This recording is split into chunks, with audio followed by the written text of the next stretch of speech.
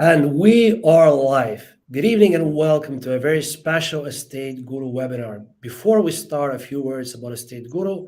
Estateguru is a crowdfunding platform. So if you are a property developer looking to secure a development, bridging, or business loan, please follow the link in the description. If you're an investor looking to invest into real estate at above 10% interest, please do the same. Follow the link in the description. Today we have a very special treat prepared for all of you. Our very own investor relations manager from Vilnius, Lithuania, Vaidotas, has prepared a very comprehensive overview of the market situation in the real estate in Lithuania, Baltics, and all our current markets, including Finland. And most importantly, Vaidotas will attempt to answer the question that I think all of us are very interested in: what's going to happen to the market in 2023? If any of you have any questions you would like to ask, please don't hesitate to use the comment section, and the best questions will be answered today. If we have too many questions for our half an hour slot, we'll definitely answer them during our next webinars that should follow shortly. And with everything being said, I would like to welcome our speaker, Vaidotas. Good evening. Hi, Mihhail. Hi, dear audience. Hello, everybody. So today, me and Vaidotas are very, smart casual. I'm very casual. He's very smart, and I'm pretty sure his presentation is going to prove all of that. So, Vaidotas, the floor is yours. Thank you, Mihhail. I will start presenting my presentation about the real estate market situation and what to expect in 2023. So the presentation will be quite short. It will take about 15-20 minutes, and after the presentation the audience could ask any questions, and we are ready to answer those questions. So yeah, just a minute. We will prepare the slides.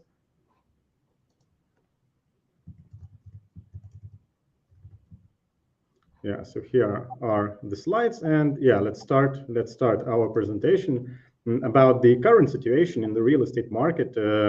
Basically, this presentation is based on findings for our core Estateguru markets where we do operate in. So currently we mainly operate in Germany, in Finland, and in the Baltic states of Latvia, Lithuania, and Estonia. So this presentation will be grounded by the data from these five our main markets.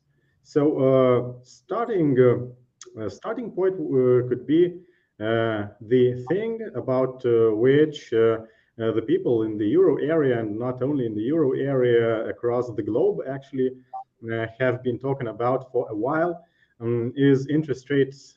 And interest rates in the euro area have been rising at the fastest pace ever, actually. Currently, a 6 months Euribor rate, that, for example, is the benchmark rate in the Baltic states, is at its highest since at least 2008. And if we are looking at the pace of interest rates rise, so we see that the pace is the fastest since even introducing the euro as a currency back in 1998. So pace of interest rates hikes is the fastest currently in the euro area, and it is also quite fast in other major currency regions, like, for example, like the UK or the dollar zone in the USA. These interest rate rises actually mean a lot for those who have mortgages, for the households who have mortgages, and for the businesses who take loans to do their business, to operate. For example, if we take a look by how many basis points have the loans for the house purchase and the loans that are granted by collateral, by how many basis points these loan interest rates have risen since the last year, we see that rising rates actually bit households and companies in the whole euro area. We could expect that such euro area, well, border countries, like for example, like Baltic states, could see faster rises in the interest rates. However, the evidence from the European Central Bank data show that basically interest rate rise or hikes were distributed more or less quite evenly. So this is actually quite a significant finding. If we take a look to the loans for house purchase, we see that during 1 year, the fastest rise in the borrowing price to purchase a home was recorded in Finland. Of course, we have to mention that here are the loans with a variable interest rate.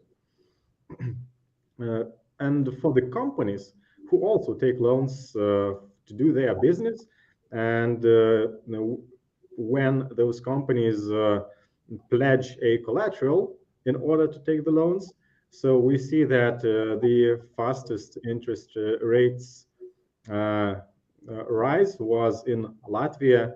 If we take a look at the loans worth more than 1 million euros, and for smaller loans which are less than 250,000 euros, the fastest lending price rise was recorded in Estonia, but in all other countries, lending prices rose as well. Again, the second topic that was talked a lot across the globe was inflation, and actually inflation had a significant impact for the housing affordability in the Baltic countries of Lithuania, Latvia, and Estonia.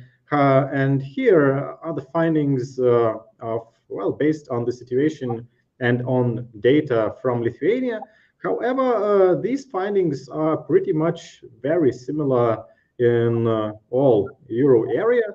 Well, maybe except for Germany, where housing, where people prefer to rent housing instead of purchasing it. So basically, inflation usually does not have such an impact in such kind of market. But in markets where people prefer to own their house instead of renting, inflation had a significant impact for time period that is needed to save for a down payment. So as we see from the chart in the left, both salaries and housing prices rose. However, the blue line shows living expenses, and living expenses have also grew by a lot since the end of COVID pandemic in 2021. And such a rapid rise in living expenses could be attributed to the ongoing war in Ukraine and result of swift rise in energy prices. So average savings per month in Vilnius, in Lithuanian capital, rose by about 2 times if we take a look in the longer perspective since 2018.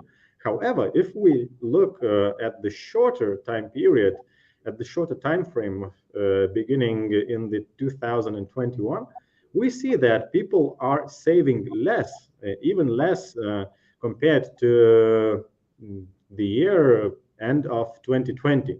So this amount of savings results also in increased time that is needed to save for a down payment. And in the Baltic states, there are macroprudential regulations that claim that in order to receive a mortgage, you have to have a down payment that is equal to 10 or 15%, depending on a country, and it is a minimal down payment amount. So if you save less, of course, it is obvious that you are going to take much more time in order to save enough for a down payment. And in Vilnius, in the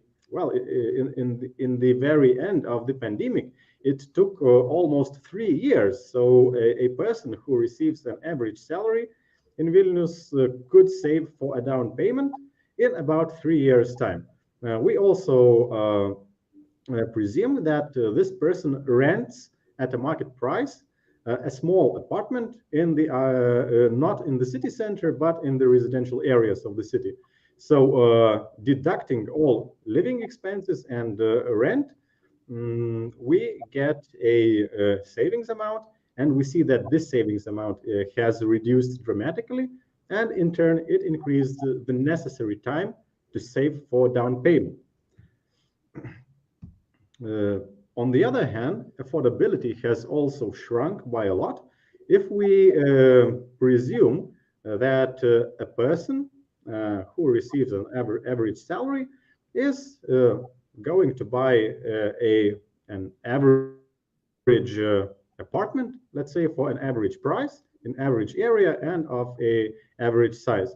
So usually these persons are going to a bank when, of course, they have a necessary down payment. They are going to a bank, and a bank issues a mortgage to them. And basically a burden in the Baltic states and actually elsewhere as well is about 30 to 40%. In the Baltic states, if the monthly mortgage payment would exceed 40% of households' income, such households could not even take a mortgage, because these households could be treated as too burdened to take a mortgage. So since apartment prices grew more than monthly salaries and Euribor rates increased at a fastest pace ever, affordability, of course, was sharply reduced. And at the same time, as we saw before, the inflation reduces savings and increases time to save for down payment. So this situation, of course, had an effect for the whole housing market, and as well, it had an effect on consumer sentiment. Consumer sentiment, because of inflation, because of war, because of such relative insecurity compared to previous times, has dropped significantly in all Baltic states, and it has also dropped by a lot in Germany and in Finland. And the most optimistic country out of our 5 markets is Lithuania, although it has always been a country of large pessimists, but still the data of European Commission shows that, well, currently those pessimists are the largest optimists. So, of course, it also reflects a situation that rising energy prices caused in such markets like Germany, where consumer sentiment has deteriorated a lot, and it also had an impact for a housing market. Overall, macroeconomics, well, the data shows that nothing bad is happening. Apartment prices still stay at all-time highs in Vilnius and in Tallinn. In Riga, they are not at all-time highs, however, not far from all-time highs. Salaries have also risen by a lot, and by the newest estimates of the central banks in the Baltic states, the salaries are poised to increase further in 2023. However, mortgage payments have also risen by a lot, and we can see that some households are treated as burdened by the banks, and some banks, they either require to downsize. For example, if a person wanted to purchase an average sized apartment, then these banks may ask to downsize to reduce the wanted size, or maybe look for the property in other areas where housing is cheaper. Real estate transactions, when they face such a cocktail of macroeconomic indicators that also deteriorated quite substantially, these transaction numbers actually dropped in all capitals of the Baltic states. On an average, they decreased, the number of transactions decreased by about a quarter. However, we see that the primary market in the capitals, well, at least in Vilnius, but the situation in Tallinn and Riga is actually very similar to the situation in Vilnius. So primary market has stalled due to the need for finished construction projects, at least in Vilnius, and lower affordability and worsened expectations are also the main reasons of a slowdown. Because households, they have to either downsize or move to less affluent areas. And some of them just do not want to do that. And they decide to stay away from the housing market for a while and to wait and see for the time when the economic situation could improve. And if we would take a look to Vilnius, so apartment transactions in the primary market, so we see that the primary market has almost dried out, and there are virtually much less transactions than we used to have before on average, and the number of transactions is very similar to pandemic period when the pandemic was at its peak and frightened all the people. So we also can ask ourselves, what frightens people so much right now? Real estate developers also react to the changed circumstances, to rising interest rates and decreased affordability, decreased number of transactions. So what we see right now is that real estate developers are much more flexible than they were, for example, before the last great financial crisis in 2008. So we see that the number of completed apartments, the number of completions has well, gradually increased. However, if we take a look at the building permits, we see that building permits started to decrease, and the number of building permits, at least in Vilnius, stands at few quarters lows right now. So the chart on the left-hand side just shows the annual apartment supply. But if we take a look at the newest quarter, we see that there are very few new building permits issued, meaning that real estate developers also choose to wait and see what will happen next. And they can afford to do that because during the previous years of the relative real estate boom in the Baltic states, real estate developers actually enjoyed a high liquidity ratios and high cash buffers in these companies. And if we take a look at the average project, we see that real estate developers have reduced fire sales risk in the recent years. If we take a look to the years of 2007, 2008, we see that the average project size in Vilnius was about 110, 120 apartments built in one project. So if you build so many apartments, it is obvious that during such situations like these, when the uncertainty is high and when the number of transactions is low, such a high number of finished but unsold apartments could increase the risk of the fire sales. And in turn, if the company would have to sell the apartments on its book, they would incur a loss, and these apartments could become a very high and heavy burden for the budgets of such companies. So here are the lessons from the previous years, and the developers learned these lessons quite well, and they have, well, in Vilnius, they have actually never reached 110, 120 apartments in one project after the crisis. And right now, this number stood at about 80 apartments built in one project on average. So it also shows that despite of the fact that real estate developers have actually large cash buffers, they also decreased a risk of fire sales by limiting the amount of apartments that is being built in one project. And it also, while you see that the risk of fire sales decreased, it also means that the risk of a snowball in the real estate market has also decreased. There is not going to be such such kind of a snowball like we saw back in 2008 when companies started to fire selling the apartments, unfinished apartments, or sometimes finished, that were on their book even trying to decrease to decrease their loans that they were that they borrowed from the banks. And right now we see that there is no such need to decrease the loans very quickly.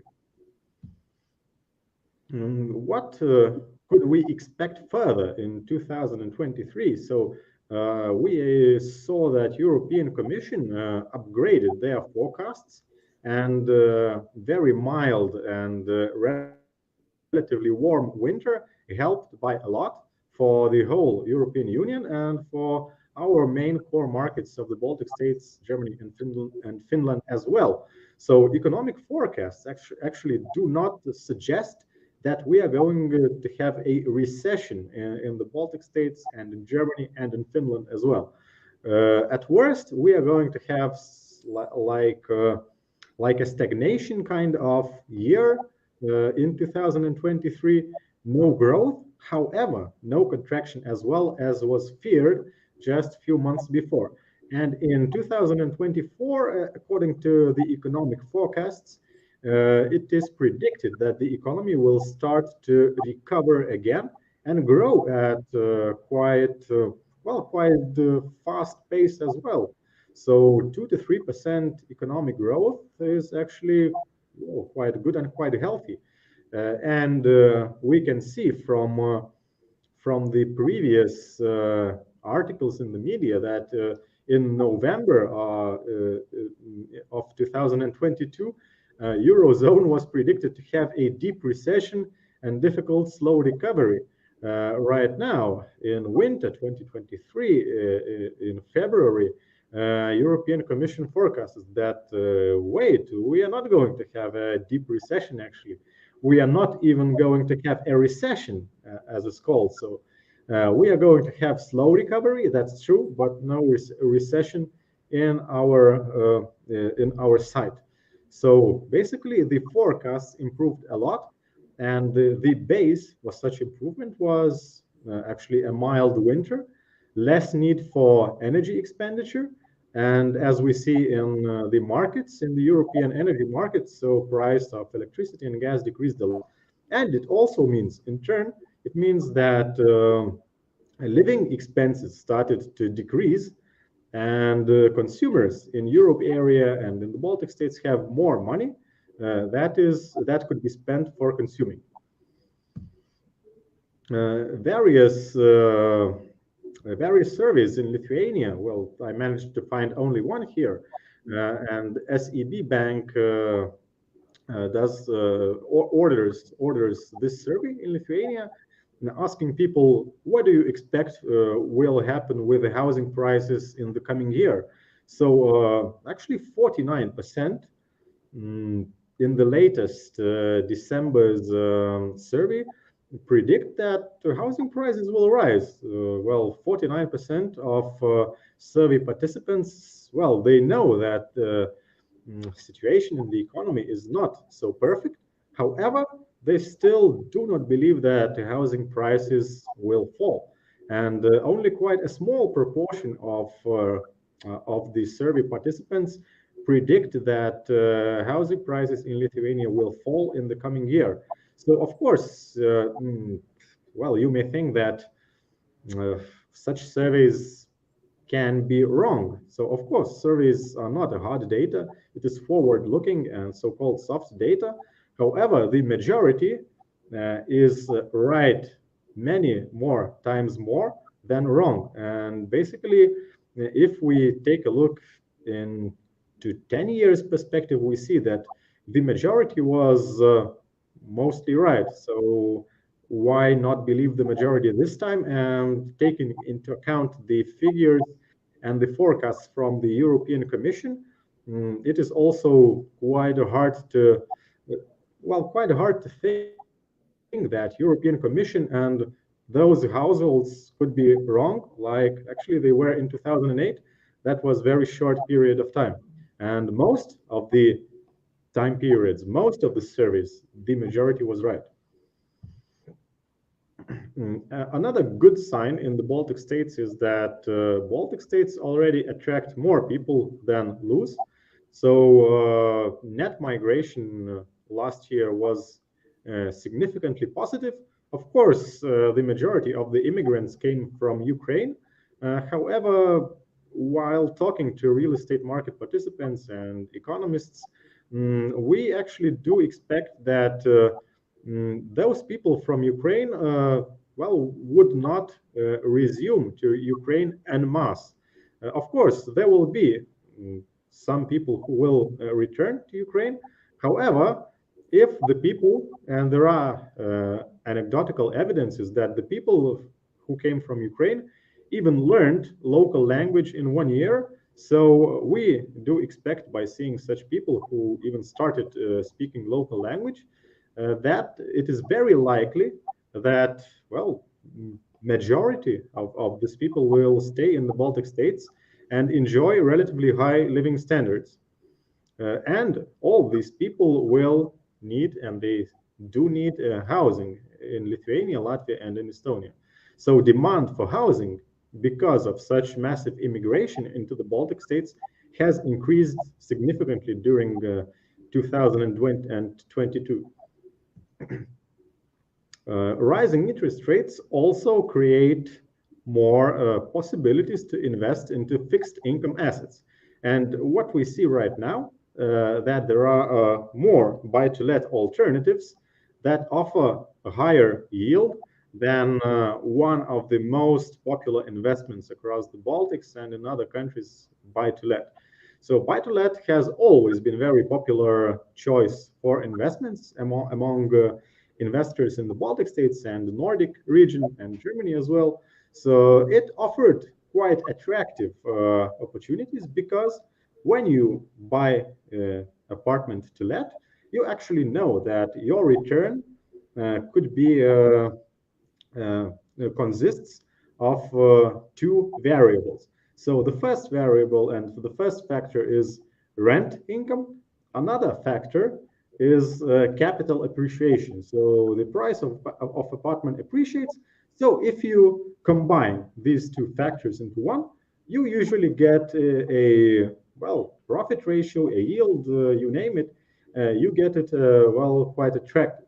But right now, when we see a lack of transactions, when we see consumer confidence that is deteriorated, and despite of the fact that European Commission predicts no recession in sight, it is, well, quite hard to assume that real estate prices will continue to grow at, well, similar pace that they were growing in the recent years. So these investors who invest into buy-to-let apartments, the investors may start to question the profitability of such an investment. And if they could lock their yield, for example, into, well, fixed income securities that offer more than 4 or 5%, that is the average yield in the Baltic capitals, and even less in Helsinki and in Berlin. So these investors may choose fixed income investments like bonds or crowdfunding instead of investing into buy-to-let apartments. So what we have seen right now is that even government bonds of even shorter duration in the Baltics offer yield of 3.5 to 4% if we take a look at Latvia.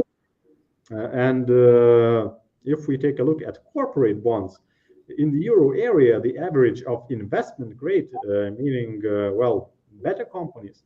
So investment grade bond yield average is 4%, while at the same time the average yield from renting apartments in Riga, Vilnius, and Tallinn is 5 to 4.5%.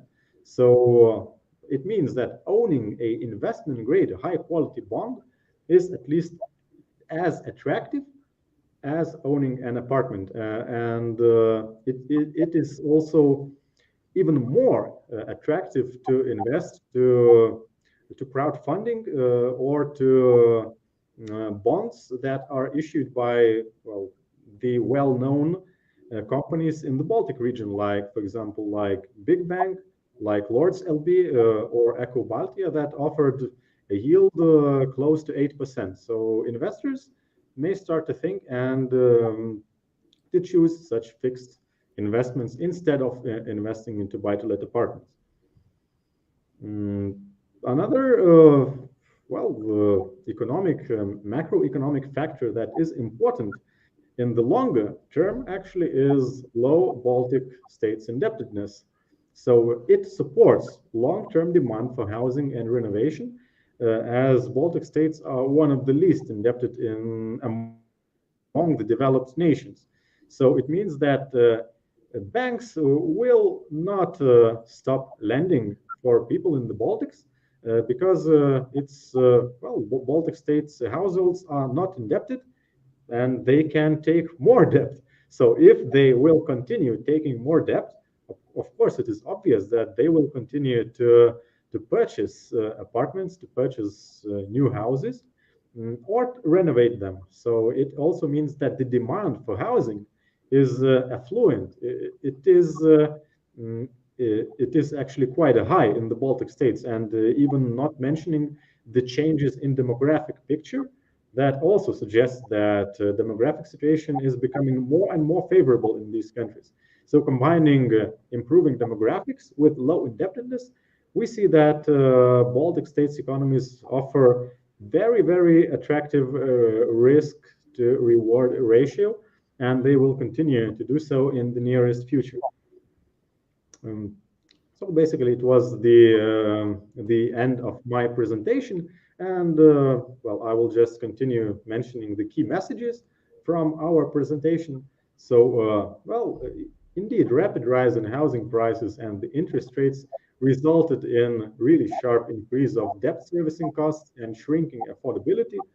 And affordability shrank actually everywhere in the Baltic states, in Finland, in Germany, and in other Euro area countries as well. Rising inflation and spread economic uncertainty led to significant deterioration of household expectations, and it is another key factor that affects the housing market, because only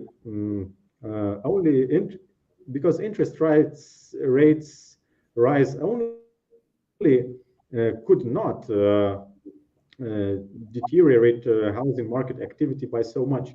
You need a deterioration in expectations as well. Lower affordability and worsening expectations were also among the most important factors that caused shrinking apartment transaction volumes in our main markets. Real estate developers find it more difficult to sell new apartments, and they also find it more difficult to begin new constructions because they do not see enough demand in the near future, and they take less building permits than they were used to, and at the same time, construction costs still remain elevated. Long-term perspectives are actually really attractive in the Baltic region, so net migration is already positive, and citizens are one of the least indebted among developed nations. Increasing interest rates offer more attractive opportunities for investors that choose to invest into fixed rate assets. And we also could predict that cash flow from buy-to-let investors could favor fixed income assets like bonds or crowdfunding in the near future, in the short term. Demand for alternative real estate financing and the quality of borrowers is likely to increase as well, because borrowers realize that interest rate environment has changed, and such low interest rates are not going to come back in the near future. So majority of such companies, and like we saw from high quality bond issuances in the Baltics, when well-known banks and real estate investment companies borrow at 7 to 8% interest rates, it also suggests that the quality of such borrowers has already increased, and it is likely to do so in the future. And the real estate market actually will likely follow the economy. Forecasts improved quite significantly. There are no such gloom and doom everywhere. And after a light winter, living expenses started to ease as well. And well, it actually could lead to increase in real estate transaction volumes in the future. It does not mean that the prices will rise. To see the further increase in housing prices, you actually need to see increase in incomes or shrank supply at the same time. So we do not see shrinking incomes as suggested by the central bank forecasts, and we also do not think that the supply will shrink by a lot in the future. So because a housing supply is quite flexible nowadays, and it could not be compared to the supply situation before the crisis in 2008. So basically, these were our key messages, and we are looking to the questions. So, Vaidotas, the audience wants to know in one sentence, you don't expect there to be a recession in 2023. Yes, according to the forecasters from well-respected institutions like European Commission and the central banks, there is actually no major institution that says that, well, we are going to have a recession this year. Their arguments are that, well, the winter was much more easier than predicted, and that we are not afraid of energy crisis anymore. Mm-hmm. So it may lead, and it will lead to improved consumer confidence, as we see that consumer confidence has also improved during the last 2 months, because in the beginning of the winter they were at almost all-time lows in Finland and in Germany, and after that, during the 2 months, they improved by marginally improved. So basically, people feel that energy shock was not as strong as expected. Mm-hmm. One of our viewers actually had a very interesting take, which correlates to your slide highlighted the net migration into the Baltic states. Do you predict the demand for rental apartments is going to grow in 2023 due to the influx of population? Well, my prediction would be that yes, the need for rental apartments would grow because some people who came from Ukraine for a short stay, they have already came back, and rental prices have corrected, at least in Vilnius and Lithuania, but I think the processes are the same in other Baltic capitals as well. So prices have corrected by, well, I would say by about 10 to 15%. And people were afraid that energy expenditures will have a burden on top of high rental prices. So rental prices corrected, but right now, if the influx of the immigrants will continue to be, so we will see the increased demand for rental premises. And in this year, of course, we do not expect such a huge net migration because, well, we all hope that war in Ukraine will ease or maybe finish, well, at best. But net migration consists not only because of Ukrainians. There are other people coming to the Baltic states from let's say Belarus and from other regions like Asia. So we have also rising and growing Asian society as well in our country. So we think that if the most important factor here is wages, if wages will be quite close, if wages would become quite comparable to wages in Germany, more and more people will start choosing Baltic states because living standards are quite high. And it means that after years of negative net migration, we will start seeing increase in population. And in turn, we will see the increase in housing demand. Well, we will need more homes. It doesn't matter for rent or to purchase. So developers will have to become more active. Okay, so we have some questions regarding Estateguru products as well. So maybe me and you can go over them. So one of the questions is about the new markets to enter for Estateguru in Italy, France, and Netherlands.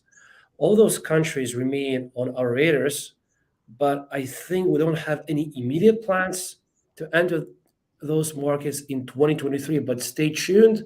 As soon as the situation changes, we'll let you know. One of our viewers would like to know if we're planning to issue any loans for periods shorter than 12 months. Well, those loans do come to the platform from time to time, but of course, the majority of the projects at the moment are 12 months. However, we're one of the platforms that allows our borrowers to repay early without any extra penalties. So even if you invested for a 12 months term, chances are the project is going to return before the 12 months period. So one of the questions, well, there's a lot of questions that we need to address. People would like to address our managerial practices in Germany and Finland, and also give some indication on what's going to happen to German loans. So first of all, one of the things our management team has done in Germany and Finland to tackle the situation with late and defaulted loans is change of upper management. So new managers have been appointed both in Germany and Finland. And as you see right now, there are no German loans on the platform. Our plan is to first deal with the current portfolio and then continue doing loans in Germany. But first of all, yes, we need to address the current portfolio issues. We also need to speak about the terminology. Yes, so a lot of people are very scared of the word default.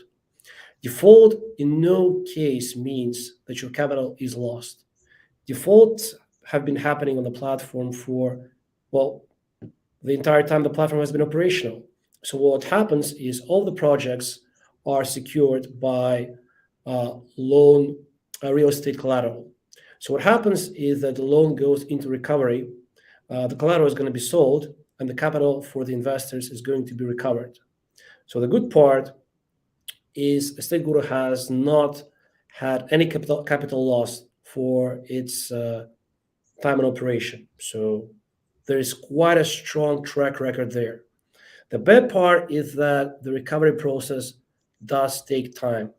So we ask our investors to be patient with us, and all the information regarding the German loans is communicated to our investors via email. There's going to be an email on the German loans going out tomorrow as well. And also there's a very good Q&A session on our YouTube channel from our head of risk and head of retail investors. They talk in depth about the German loan book at the moment. So let's see if we have any more questions. Yes, Vaidotas, people would like to know if you have personally invested into something yourself over the past 3 months. Well, it would be good to be clarified, but if you ask if I have invested, then the answer is yes. I invested during the last 3 months. Frankly speaking, I invested into crowdfunding and into high dividend pairs in the stock market. So I invested into 3-4 US companies that offer high dividends, and again in loans in our platform actually. So you are prioritizing dividend stocks rather than growth stocks. Yeah, I also, so my strategy is fixed income as well, but I'm also trying to find some kind of opportunities for capital appreciation. So obviously I have not purchased an apartment for rent, and instead I'm looking for for securities in the stock market that are way more liquid, that offer dividend yield for example, from 4 to 6%, or some companies offer even higher yield. But of course, you have to bear in mind that you also have a downside risk. So that's why I also choose investments into crowdfunding to limit downside risk. Mm-hmm. Okay, and the last question of the day, I think we're pretty much done with all the questions. How would you compare the current offers on the bond market, so the corporate bonds, government securities, and crowdfunding, for instance, crowdfunding through Estateguru platform? So these investment opportunities could be compared. So crowdfunding is basically the same thing as bonds. Simply, crowdfunding offers real estate collateral. And by the way, there are some bonds that also, some bonds emissions that also have collateral. So basically, if a bond has a collateral, it can be treated as very similar product like crowdfunding. Taking into account yields, so of course, corporate bonds offer way higher yields than they used to, even in 2021, even last year. So what we see right now, that the quality of bond emissions has improved a lot. Companies are looking for cash. Companies are wanting, companies need uh, uh, additional funding for their activities, and they find it more difficult or more costly to go to a traditional bank and take a loan right there, because banks also have their limits. And when Euribor approached 3%, banks, you can add banks margin, and you see that bond emissions may be more expensive, but if you manage to issue a bond emission of a longer term, you can fix your interest expenditure. And the same is with crowdfunding, actually. Crowdfunding is very comparable right now for smaller companies, especially, who used to compare cost of funding, for example, with credit unions.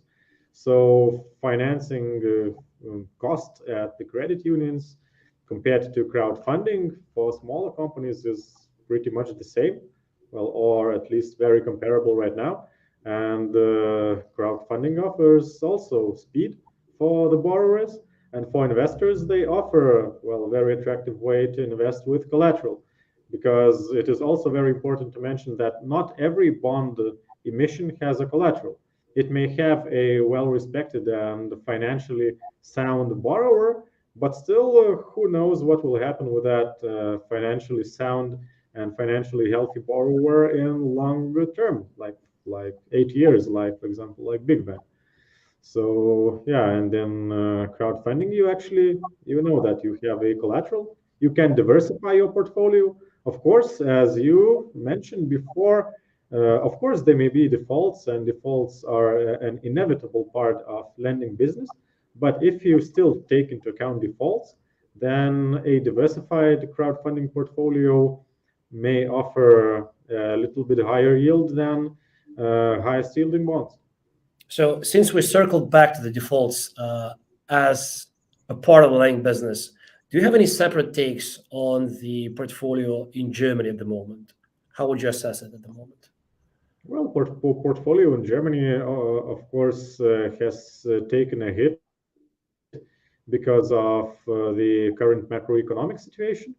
But still, that portfolio, first of all, has a collateral. It has a physical collateral. Moreover, despite the fact that a significant part of that portfolio is in default right now, there is also a market for loans. You can sell a claim for that loan. And since investors are looking and thirsty for high quality or high yielding products, they may find it very attractive to purchase either loan by loan or the whole packed portfolio. So the demand for such products is even increasing right now, because interest rates are also attractive. So if we come back to this issue that the market in Germany, I think by most reports has gone down around 5%, yeah? And Real estate prices in Germany have dropped by about 5% in 2022, according to Deutsche Bank economists. So, and with maximum LTV on any project on the platform is 75%. So the loan to value cannot be higher than 75%. If we take those two numbers into account, that gives a strong indication that the recovery process is going to go successfully. Yeah, so this is an indication that, well, despite of the fact that the market has dropped, of course you have still to adjust for individual properties, because some properties may be more liquid, some properties may be less liquid. So still you have to take a look either, well, if you think about the loan as one loan or as a portfolio. If you take a portfolio view, the portfolio is still quite in demand right now. Right. Thank you very much. We've originally planned to chat for around 30 minutes. It's been almost an hour. Time surely flies when you're having fun. Thank you very much, Vaidotas. Thank you very much to our audience. Please subscribe to our YouTube channel and our channels on LinkedIn and Facebook. All of the updates on the portfolio and on the market situations are regularly posted there. And surely myself and Vaidotas will be very, very happy to see you again in the most near future. Thank you very much. Have a great day and hopefully see you very, very soon. Thank you. Stay tuned.